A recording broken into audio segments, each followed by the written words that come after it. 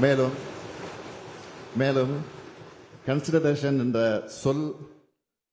சொல்ல வேண்டிய மாண்புமிகு ஆளுநர் அரசமைப்பு சட்டத்துக்கு புறம்பாக அப்ராப்ரேட் கன்சிடரேஷன் என்று குறிப்பிட்டுள்ளார்.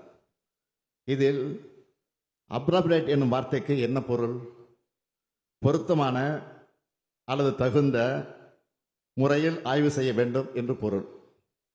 இப்பேரவை சட்ட முன்வடிவுகளை பொருத்தமற்ற முறையில் அல்லது தகுந்த முறையில் அல்லாமல் ஆய்வு செய்யும் தோணியில் பொருத்தமான அல்லது தகுந்த எனும் பொருள்படக்கூடிய வார்த்தையை சேர்த்திருப்பது இந்த பேரவையின் மாண்பை குறைக்கக்கூடிய கருத்து என்பதால் அது ஏற்றுக்கொள்ளத்தக்கதல்ல.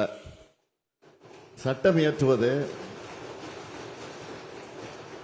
இயற்றுவது இப்பேரவைக்கு மட்டுமே உள்ள அதிகாரம்.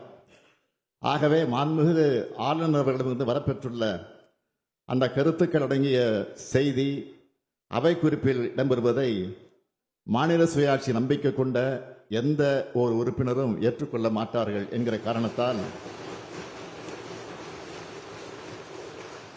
அந்த கருத்துக்களை நான் இங்கே பதிவு செய்ய விரும்பவில்லை. எனவே 2025 ஆண்டு தமிழ்நாடு சித்த மருத்துவ பல்கலைக்கழக சட்ட முன்வடிவை பேரவையில் ஆய்வு செய்வதற்கு மாண்புமிகு ஆளுநர் அவர் அனுப்பியுள்ள செய்தியில் மெசேஜ் இருக்கக்கூடிய அவரின் கருத்துக்கள் மற்றும் பேரவையின் மாண்பை குறைக்கக்கூடிய அந்த வார்த்தை அடங்கிய பகுதிகளை இப்பேரவை நிராகரிக்கிறது.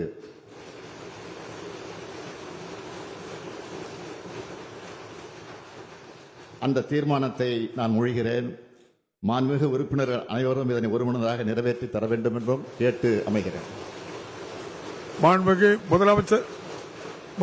முதலமைச்சர் அவர்களுடைய தீர்மானம் பேரவையின் முடிவுக்கு விடப்படுகிறது. ஏற்போர் ஆம் என்க, மறுப்போர் இல்லை என்க.